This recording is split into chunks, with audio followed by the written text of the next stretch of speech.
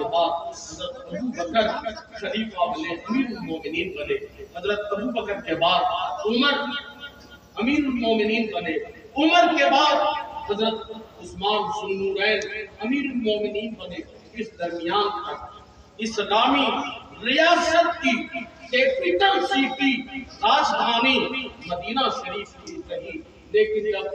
علی مرتضیٰ امیر المومنین بنے تو آپ نے ریاست مدینہ اور اسلامی اسٹیٹ کی کیپٹل سٹی مدینہ سے منتقل کر کے کوفہ پہنچا دیا، چونکہ اسلامی حدود کا دائرہ بہت دور تک پھیل چکا تھا، اس لیے آپ نے مدینے سے اٹھا کر کوفہ کیپٹل سٹی بنائی۔ اور پھر جب حسن مجتبیٰ نے خلافت امیر معاویہ کو دے دی، اور امیر معاویہ جب امیر بنے، اسلامی حکومت کے وہ امیر مقرر ہوئے، تو انہوں نے اسلامی کیپٹل سٹی کوفہ سے دمشق کر دیا، اور اب یزید کے حکومت تک دمشق ہی اسلامی اسٹیٹ کی کیپٹل سٹی اور راجدھانی تھی۔ عبید اللہ ابن زیاد نے کہا کہ سروں کا یہ قافلہ، کربلا کے یہ قیدی اسی طرح یہاں سے دمشق یزید کے پاس لے کے جاؤ۔ اور ایک بات کا خیال رکھنا، جب تم لوگ کسی شہر سے، آبادی سے گزرنا، چپ چاپ نہ گزرنا، سروں کو نیزوں پہ رکھ کر بلند کرنا، ڈھول بجانا، شور شرابے کرنا، یزید زندہ باد کے نعرے لگانا، تاکہ لوگ دیکھ کر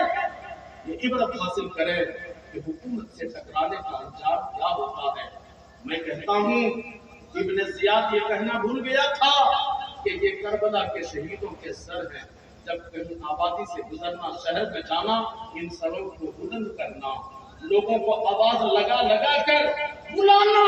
تاکہ دنیا دیکھ کے جان لے کہ یہ شہیدوں کے سر ہیں، سر کٹ گئے پھر بھی ان کے سر بلند ہیں،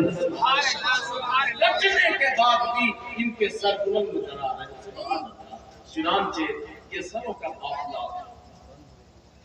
کوفہ سے دمشق لے جایا جا رہا ہے۔ وہ زمانہ پیدل چلنے کا، جب پیدل چلنے لگے بڑے عجیب و غریب واقعات،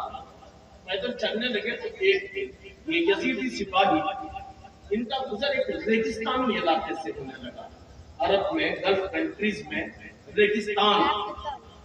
وہ بڑا خطرناک علاقہ ہوتا ہے، جہاں پانی کی قلت، لوٹیروں کا ڈر، خوف خطرہ بنا رہتا ہے۔ چنانچہ یہ لوگ گھبرائے کہ یہ ریگستانی جنگلی علاقہ، ہمیں رات کو ہی محفوظ جگہ پہ ٹھہرنا ہے۔ یزیدیوں نے محفوظ جگہ کی تلاش شروع کی تو دیکھا دور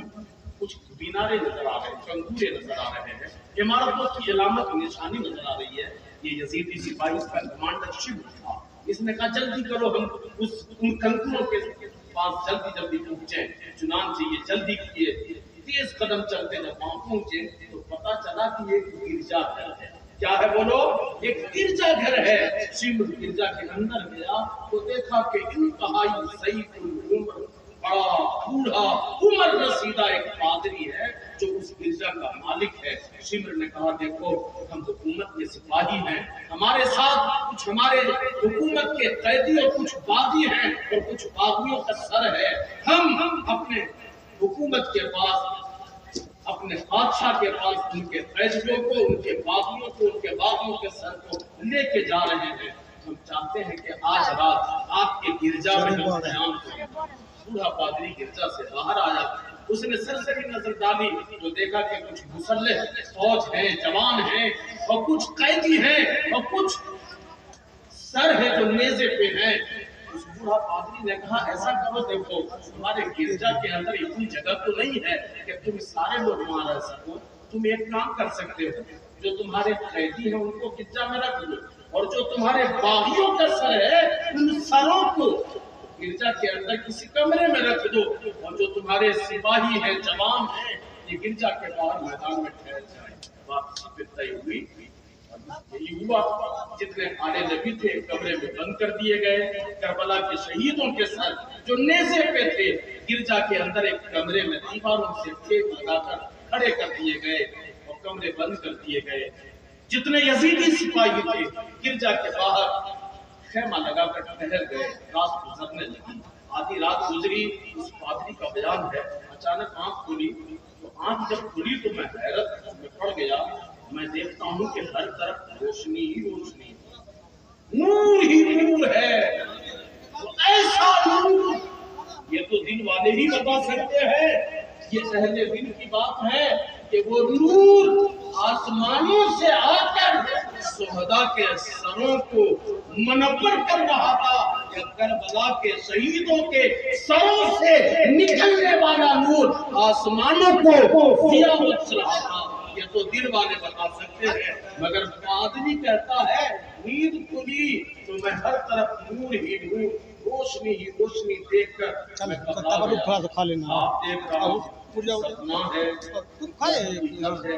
اب تک کبھی ایسا نہیں دیکھا،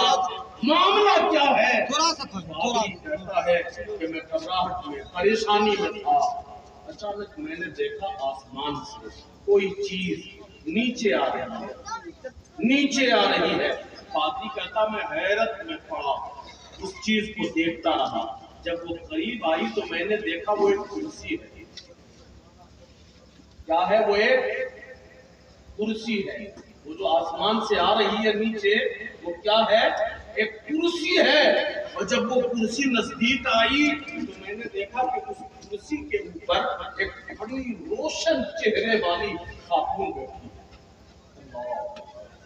بوڑھا پادری کہتا میں یہ منظر دیکھ کر پریشان، وہ کرسی نیچے اتر آئی، پھر میں نے دیکھا دوسری کرسی اتر رہی ہے،